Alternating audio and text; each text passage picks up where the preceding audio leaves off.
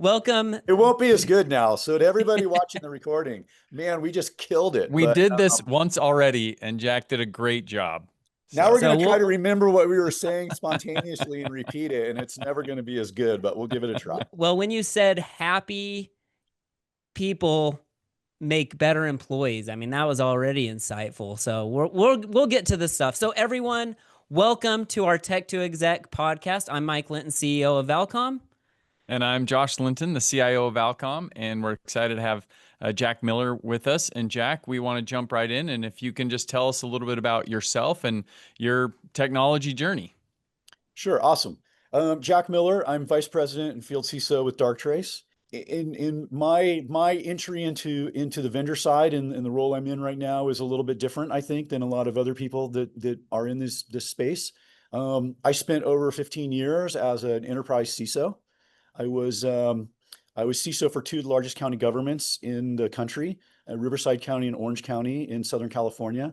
I was also CISO for AAA, the Automobile Club of Southern California, and Auto Club Enterprises, and which is really a property and casualty insurance company. I know people think of it as tow trucks and travel, but that's not where they make their money. And also, I was the corporate division information security officer for Pacific Life Insurance Company, the Whale. If you ever watch golf tournaments, you see their commercials on TV with the Whale. You know, after doing that role for about 15 years, a little over 15 years, I kind of felt like it was a lot like the movie Groundhog Day. Matter of fact, I pulled my team in and I had them watch this movie. And I'm like, look, if you want to keep your sanity in this role, you need to watch this movie because now you're going to know what to expect every morning when the alarm goes off.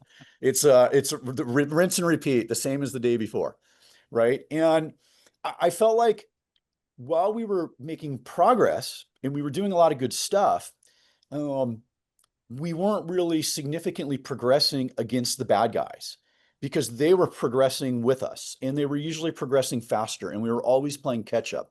And I realized that from my opinion, it's just one man's opinion, the legacy vendors couldn't move fast enough to keep up with them, right? They were too bureaucratic. They were too big. It takes a lot of miles to stop a ship or turn a ship, right?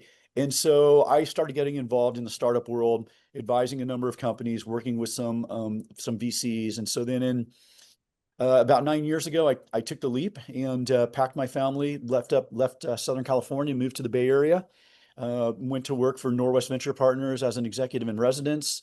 And then from there, I've transitioned through a number of cybersecurity startup companies in different leadership roles, CISO, field CISO, SVP of operations, global head of professional services. And then last 6 months, I've been at Darktrace as a field CISO. And I love it. It's great. Super happy to be here. Tell us about some of your experiences at all your different companies of like what you've learned leading teams and what guidance you would give to other IT leaders leading teams. Yeah, I think, and we had just talked about this, right? That one of the things I really miss from being a CISO, I mean, look, there's a lot I miss about it and a lot I don't miss about it, right? It's I don't know if it's a love-hate or a hate-love relationship, right? I love to hate it or hate to love it. I'm not really sure. But one of the things that was so great was being able to go in and build high-performance teams and see the people that you bring in move up through the ranks and gain skills to be able to go out there and lead security programs elsewhere. And I'm proud to be able to say I've had a number of people that through my career have come in and worked for me and have gone on to be CISOs elsewhere. And I think that's probably, I think the two things that for me say you were successful as a CISO is one, when you go to a new company and all the people that were working with you before want to follow you over there, right? And two, when you have people that worked for you and you see them, you know, moving up and taking on a leadership role and becoming your peer, which is awesome, right? It's like with kids. It's you know, great when kids are little, but the day they start doing stuff as well as you do, you know, they start skiing as well as you do or better than you, it's that's the most fulfilling part, right? So I do miss. Josh understands that I part. do understand that. I tell people all the time, it's the most fulfilling, but my pride also, it kind of hurts my pride too when my kids beat me at things. So it Yeah. very much is kind of this love hate as well. I love that they are better than me at almost everything now, but it kind of hurts too. And it's amazing how they're always better than you so I fast. know. So fast. Yep. I remember with my kids and skiing, and when my son, I don't remember his age, he got to the point where suddenly, instead of, skiing behind him or next to him and yelling at him, slow down, slow down, slow down, it was suddenly, skiing as fast as I could, yelling at him, come on, can't you go faster? Right? Because I just knew he was so much better than I was at that point. And so same thing with building a team, Yeah. right? It's probably the most rewarding thing, I think, for me in my career as a CISO. That's cool. And Jim Collins said that the impact of a leader making the next generation of leaders is really their impact and their importance, and that's what matters, right? Building teams, building people, while we still accomplish the job that we have that we're doing. Yeah, and so you just asked me a little bit ago, any advice I have and don't worry, everybody, we'll get into Darktrace. I love to talk about Darktrace. It's awesome, right? But you had just asked me, Mike, what kind of advice I can give to IT leaders that are building out their organizations. And the first thing I was mentioning is the hiring process, right? The hiring process, you've got to, and I've fallen victim to this before. You're I don't want to say you're bleeding out, but you have urgent need. And you can fall into the trap of somebody's better than nobody. Because even if they only get half the work done, that's half the work that is not getting done today. And there's validity to that, right? And I'm not going to say in certain situations that's not a good approach. But I think, and what I was saying just before is that my leadership philosophy is happy people do better jobs. They do better work. When you're happy, you do better work. And so I always want my people to be happy. And when you have someone on your team that is, well, we'll just say problematic, and then you have to deal with that and manage that, not only does it take a lot of your time, but it has effects beyond them on the team that can really pretty quickly be cancerous, and you don't want to have to go there. So first step up front, take as much time as you can. That may be limited. You may have to move very fast. You can't interview everybody under the sun. You've got to make a decision. You've got to take some risks. And quite frankly, I've had people that I've interviewed and had lots of other people interview, and we were all blown away and thought this is going to be the person, and they ended up not being the right fit for various reasons. So you're never going to get it 100% of the time. You're never going to be perfect. But I think then when you bring them in, look, I always want to hire people that I can delegate to. I want to hire people that want to be leaders in their own area and take responsibility and have accountability and not be micromanaged. I kind of lead people the way I want to be led. If I went into a position and somebody wanted to micromanage me, I wouldn't stick around there. It's just not the Yeah. environment for me. So give them rope, right? Give them a lot of rope to be able to go do their job. Let them get the credit for what they're accomplishing. Don't take their credit. Promote them, put them forward. These are their ideas. Your job is to help them have good ideas and help them execute those good ideas, and to make sure they get the recognition for doing that. You don't need to steal the recognition for those good ideas. You'll get the recognition of, holy cow, you know, Mike or Josh has such a high performing team that everybody loves to interact with and are always so helpful. That's the recognition that you end out getting by sharing it with everybody else. That's great advice. And hopefully everybody listening takes that into account and has some great success moving forward. As you mentioned, I think maybe we can move on to Darktrace a little bit here. Why don't you tell us a little bit about Darktrace and what they do and how they can, help executives and IT leaders? I mean, to kind of boil it down to the most simplistic terms without using a bunch of buzzwords to kind of start the conversation, Darktrace plays in the detection and response space. We detect security events, and we enable response activities, whether those are automated or manual. Um, the interesting thing about Darktrace, and we cover different areas. We cover network, we cover email, we cover identity, we cover cloud, we cover OT. So we cover a lot of different areas. But fundamentally, that's what we do. But the really interesting story with Darktrace is the how we do it. because it's a very different approach. So Darktrace was actually started about a dozen years ago, a little over a dozen years ago, I think, in the UK, out of Cambridge, and it was a bunch of Cambridge mathematicians and a bunch ex-government.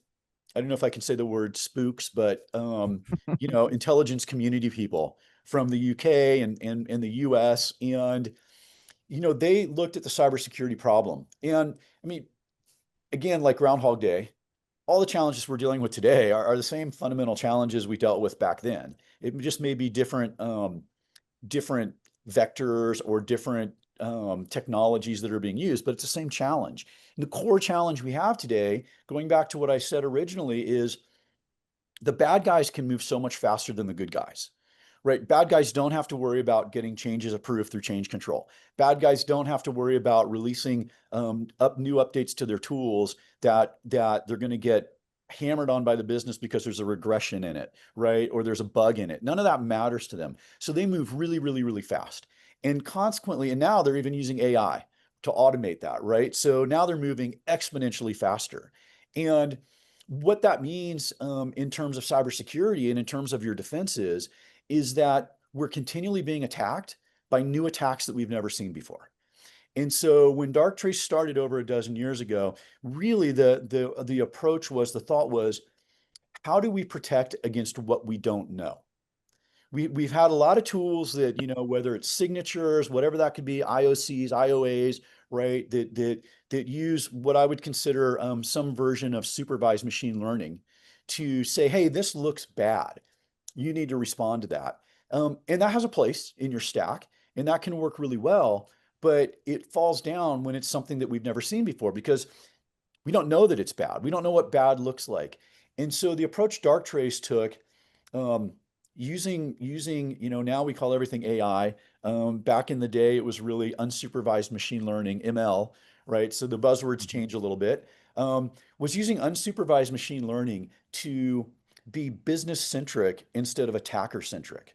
So we don't know what the attacker is going to look like. So it's really hard to model that.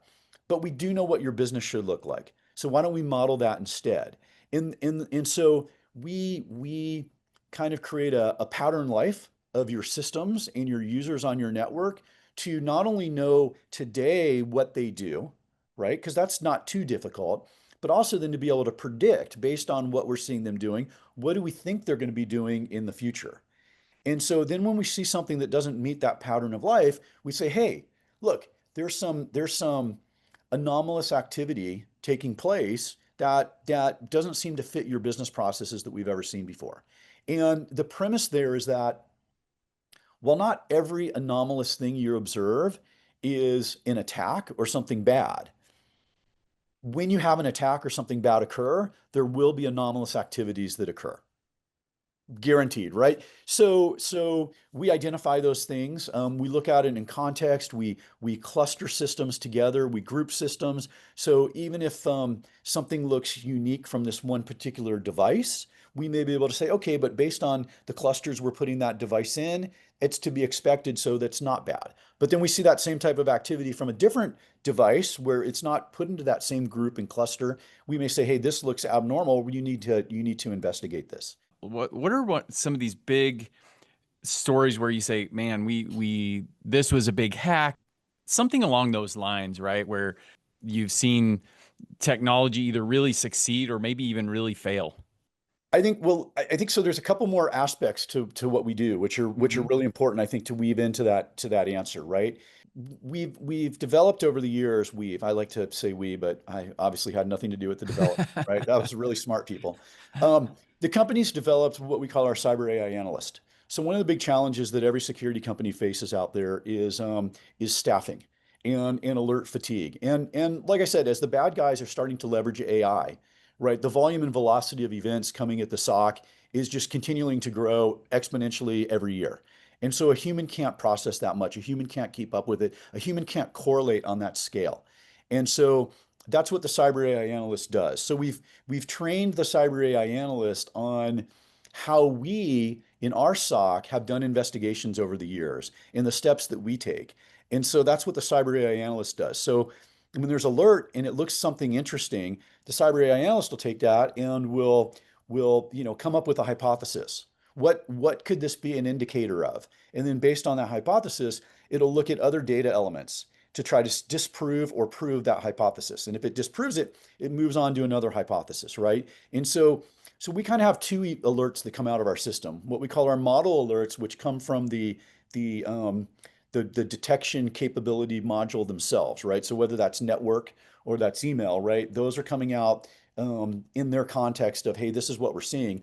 Then it feeds up to the cyber AI analyst, who, if you have multiple modules of Darktrace, it actually looks across all those different modules, right? So, well, we see this on the network. Look, we see something correlated to that user or that system from email, and hope on an identity perspective, why are they coming in from a country where we've never seen a user before? And it's able to correlate all that together and then give the SOC team like a prioritized, here's what you guys need to focus on right now. Doesn't mean we don't want your threat hunters to go dig through our stuff and find stuff, because we could have, so here was an example of a company, and they asked, like, I don't understand, your cyber AI analyst doesn't work, because we had a model alert that came out and it said that we saw an end user downloading Kali Linux. And so, that's a model alert. But when it went to the cyber AI analyst, and the cyber AI analyst looked at that user, that system, and everything else, and while Kali Linux is full of all sorts of hacking tools, we didn't see any indication that they were actually doing anything bad. So we weren't calling it an incident. But it's a perfect thing where if you've got some threat hunters, if you see somebody downloading Kali Linux, you probably want to go figure out what's going on. Should they be putting that on their box or should they not? Should you be removing local admin access from that person potentially, right? And stuff like that. So there's the cyber AI analyst. And then the next part that's really, really cool is our autonomous response. And a lot of companies have response, but what's great about ours is it's very surgical.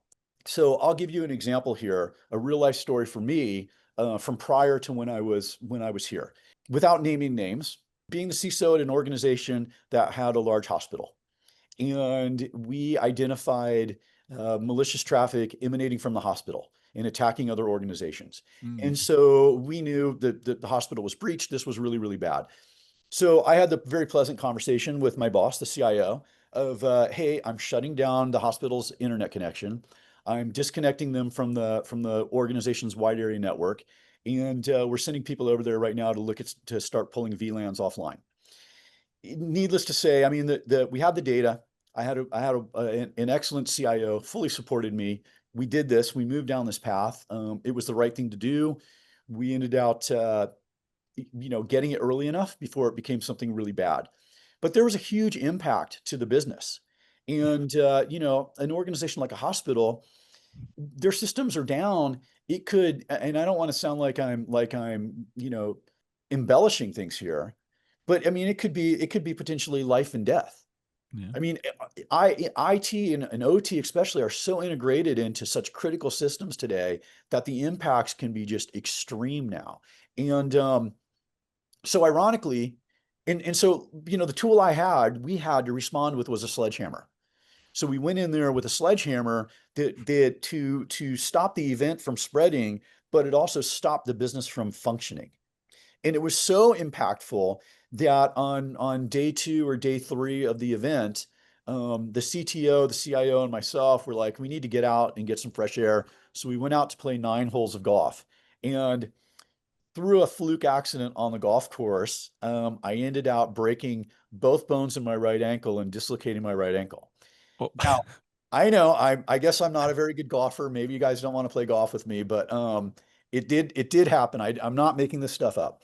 So I'm laying there, right, and I'm holding my leg up, and my foot's flopping all around, right? The pain was intense, and the CTO comes over, and we were like 5 minutes from the hospital that we had just disconnected, right? Oh my. And so the CTO comes over and he's like, well, look, let's load Jack in my truck. I'll take him down the emergency room. And I said, no way. I said, take me to urgent care. They can wrap me up in a bandage, right? And send me on my way, and I'll go find an orthopedist to go to. I'm not going to that hospital right now, because I had just had such negative impact on their business operations. I'm thinking I might go in there and come out without a leg, like, you know?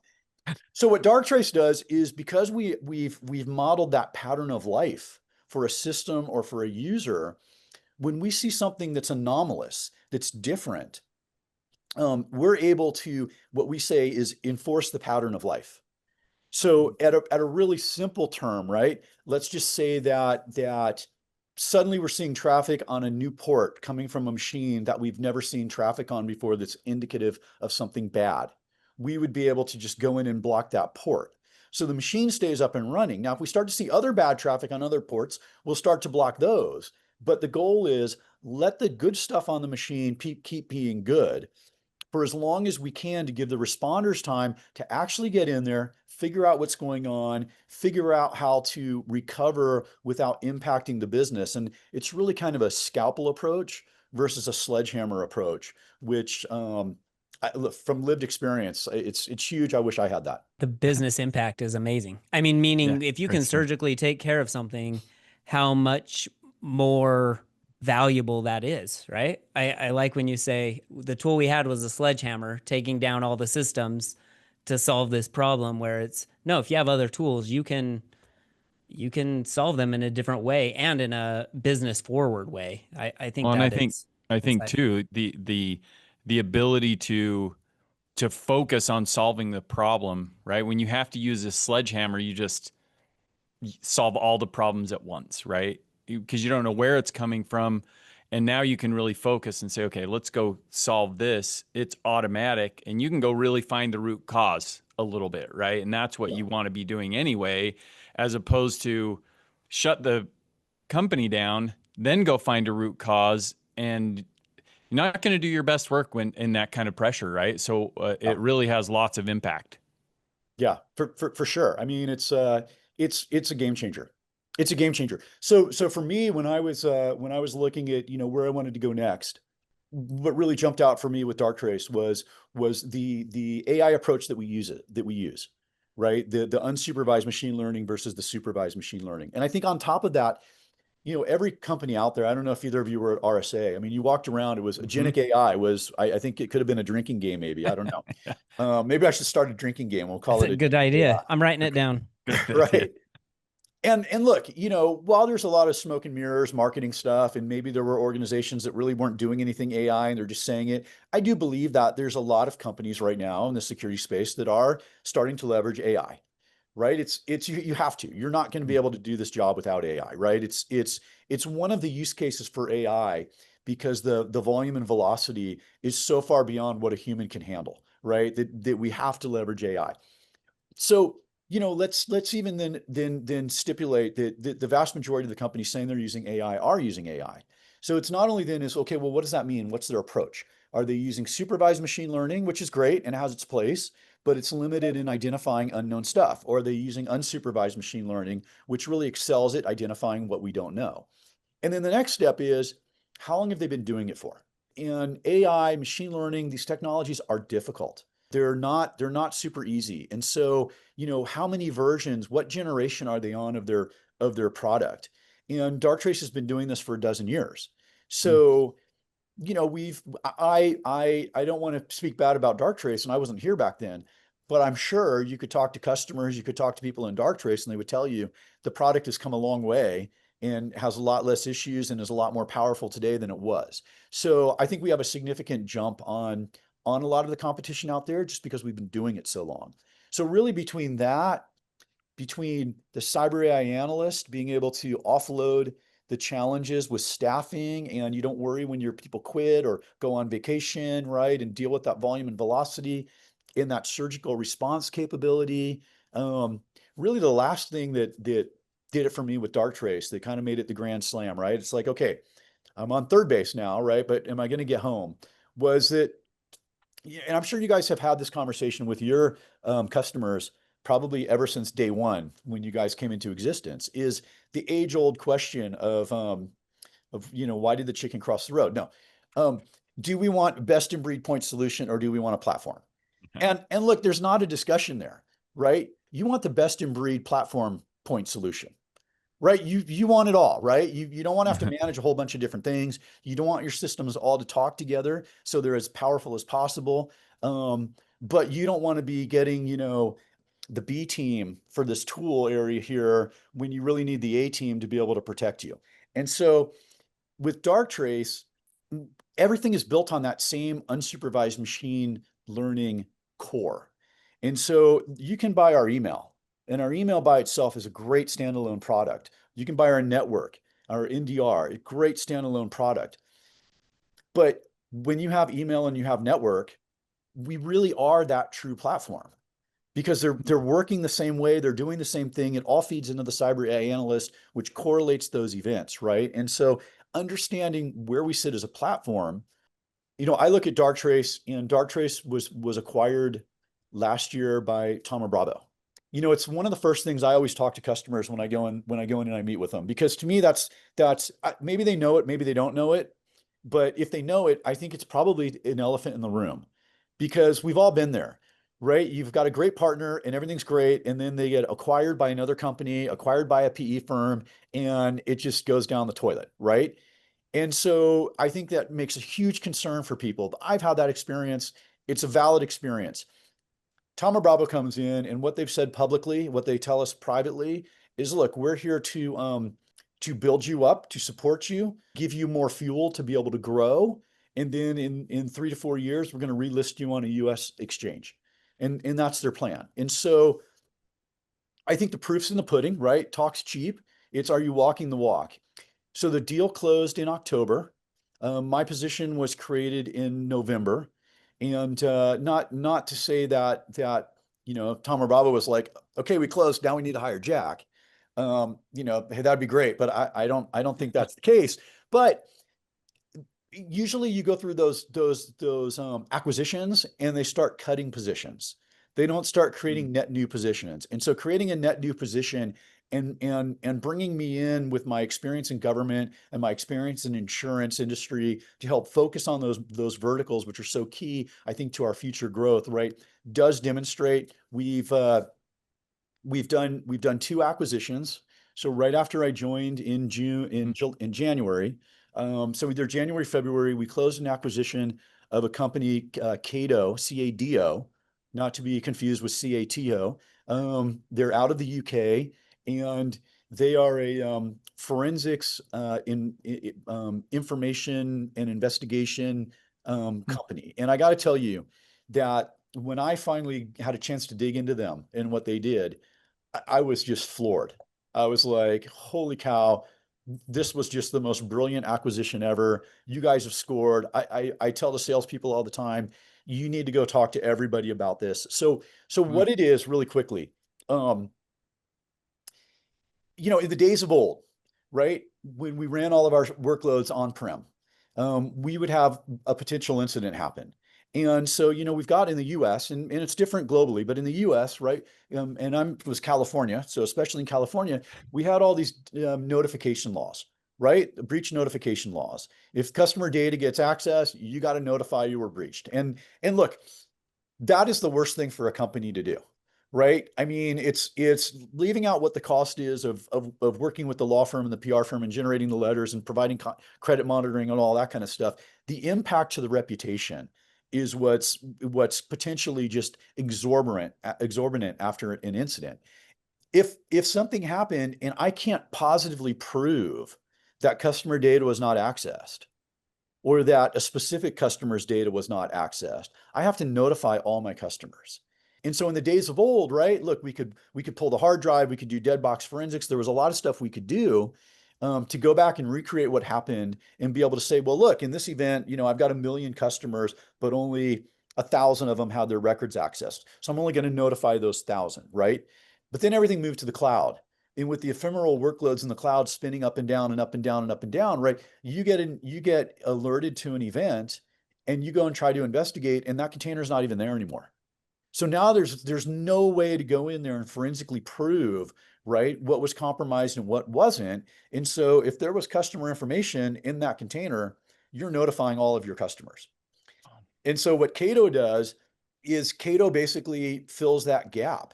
It allows you, and it can either be automated or manual, to grab a snapshot of all of the data from the cloud resources. that is forensically sound. It'll stand up in court, and it allows you then to go back and do that investigation and be able to determine exactly what was compromised, and only have to notify who had an actual breach. Every customer I talk to, I mean, one of the first questions I ask is, are you running workloads in the cloud? And if the answer is Okay. yes, it's like, look, I'm not a salesperson, but you got to check this out, right? Yeah. When you see it, you're just the light bulb is going to go off. I mean, it's so amazing. So we did that acquisition. So again, I think supports the Tom Bravo story. And then we actually just acquired another company that is going to be more internal for us to help us get better performance on our hardware, and be able to do more SSL decryption, to have even more in-depth look at the packets that are going across the network and stuff like that. So I mean, that's it for me, right? That's the Grand Slam plus now somebody on first base. The Tom and Bravo acquisition, our AI approach and how long we've done it, the cyber AI analyst, our surgical response, and the fact that we're a platform. And I know I just talked a ton. So I love the insight, because one of our questions is, how do we differentiate the marketing AI talk from the real marketing AI talk, and or the real people that are using AI to actually detect, defend, and respond? And I think you saying and us asking, what version of AI development are you on, is insightful. I think it's a simple thing, but if they were looking at different solutions and someone says, yeah, we just, it's been around for 2 or 3 years, or hey, and we're on version 2 versus what you all have done. And you all have been a phenomenal partner to us. Thank you. Thank you for the partnership. Thanks for building great technology. Valcom doesn't exist without great partners like you, and we really appreciate Darktrace. Any advice you would give to IT leaders as they're talking to their executives, whether it's about a Darktrace solution or about other cybersecurity solutions? And the executives are like, yeah, we care about business stuff and we don't really want to give you budget. I'm sure you've been in that situation. What guidance would you give to somebody in that, of how to communicate, how to talk to the executives in a way that's worked for you? I think the trap that IT people fall into all the time, right? Whether you're security or you're just regular IT, and I think it's beyond IT, but that's been my world, is they lead with the technology, right? And then the conversation feels very much like it's technology looking for a fit, right? You gotta lead with what the risk is, right? Go out, do the assessment, identify where your gaps are. And your gap could either be, it could be that we just don't have coverage here.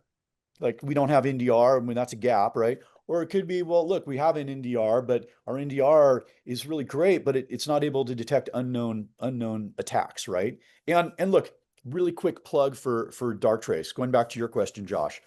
Not a specific example, but I can tell you we just published a blog, and it identified 10 zero-day vulnerabilities that we identified. We didn't identify the vulnerability, but we had customers running our product, and they saw unusual behavior coming from a system, and they were able to respond and contain that. And then weeks later, there was a vulnerability that was released on that system, which explained how that compromise actually took place, right? So, Wow. so the proof is in the pudding that we can protect against what doesn't exist. So that may be your gap. I've got a great tool, but it can't protect against what's unknown.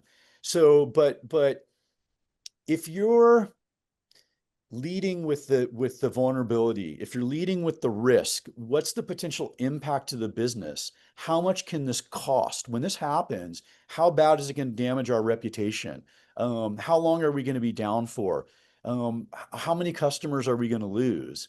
Then you get away from the dollar cost so much, because suddenly when you start talking about material risks, the dollars become much bigger. So, now you're asking for $300,000, but you've just demonstrated that it's a risk that could cost, millions of dollars if something happens. And so it's a game changer. And I think the second thing is, for me, that always made me really successful, try to find opportunities where, when you've identified the purchases you want to make, where those purchases can also be leveraged by other teams in the IT organization, other teams in the business, right? Whether that's metrics that can help them in their job, whatever the kind of data that access that could be, right? Because then you get teams in business units who are excited because they're getting something that's going to help them meet their goals for free. And so suddenly, like, you're their best friend, and whatever resources you guys need to get this implemented, right? We can't wait because we're going to benefit from it. And I think that is huge too.